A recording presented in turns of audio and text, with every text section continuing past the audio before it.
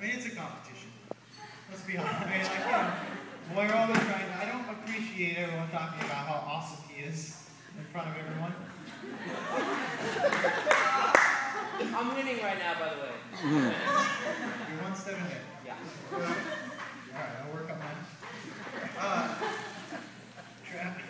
Travis and I are sort of notorious for getting into a little zone whenever we get into parties and things, and our stories are always better when we both get to tell them.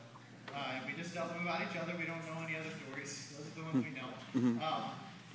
And he's rather famous for letting everyone know how not friends that we were for a great deal of our life. Probably the first 14 years we were not friends, rather enemies. Travis seems to think that I was either more interested in ridiculing him because he didn't have enough toys, or I was stealing his friends, or something like that. Other ones, we seem to have quite a run since then. I had just moved back to town, and we were just talking about this today. I have no idea why we decided that we were going to retreat, being enemies. I don't know why we decided to retreat from our families and spend time together alone. But we played ping pong for about 3 hours and talked, and we have been best friends ever since that moment.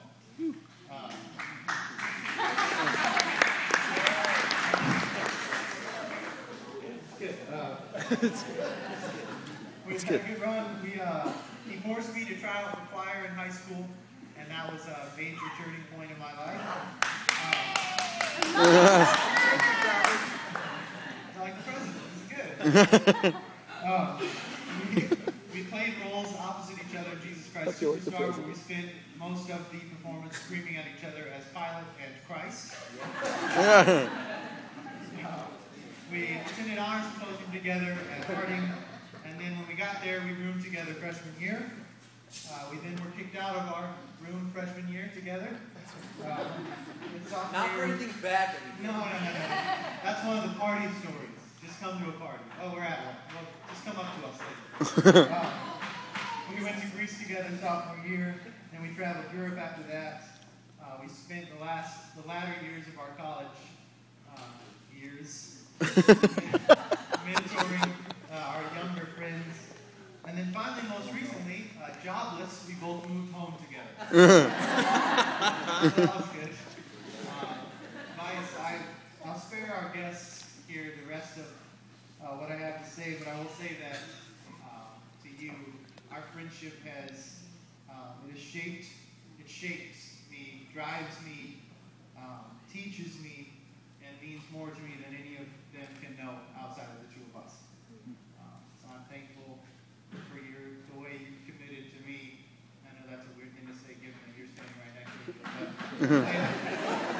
but the way that we have committed to each other in our friendship, I appreciate that. I spent some time trying to think of some story. You know the story. Like the story I'm supposed to tell right now is like the foreshadowing story when they first got to college and they met. Everyone else besides them knew they were perfect for each other. Or I don't have any of those stories. I was wondering why, and I figured out quickly that it's because we've all known the whole time. Like we've all known the whole time that you guys were perfect for each other. And there's a multitude of reasons. Apparently, cooking seems to be the one of the day. Both great cooks. I don't know if you've tasted that. Similar talents there.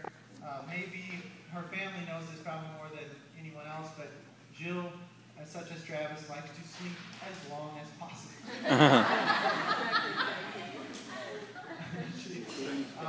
Also, if you take inventory of their artistic interests, and then there's that thing, Easter weekend at Harding, seems to perpetually be the star of that show.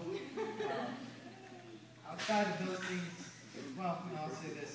When a man and a woman have similarities that are so parallel, they're bound to irritate each other the first time around, which I believe was the occasion. I think we're all pretty glad that they went ahead and came back around the second time.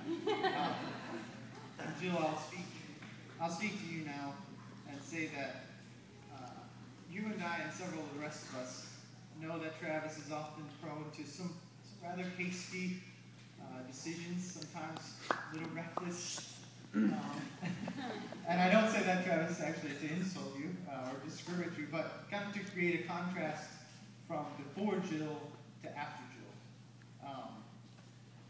You have, Jill, your input into his life has granted him a sharpness of focus that he has, I believe this, been unable to conjure without you. That's so good. And since That's exactly the day, I guess it was probably a little over a year ago, it's just been sort of visible to those closest to him, and you have brought something into his life that he wasn't able to just come up with himself. And those of us that know Travis know that those things are few and far between. He can just about come up with anything that he would like. And I don't say that again, Travis, to insult you, because you were just as brilliant then as you are now. But it's that I think is different. Not until Jill, you graced him with your presence. I really think that is what made the difference. In my eyes, you have complimented him exactly the way that you dreamed of complimenting somebody, and exactly the way that he dreamed of being complimented. Turns out it's not just the smithing or the cooking or the artistic interest or the string singing. It's not just those things that have made you guys perfect for each other, but the fact that you guys have both placed each other at the forefront and constantly and intentionally acted on each other's behalf. And it's to that I toast my best friend and his best friend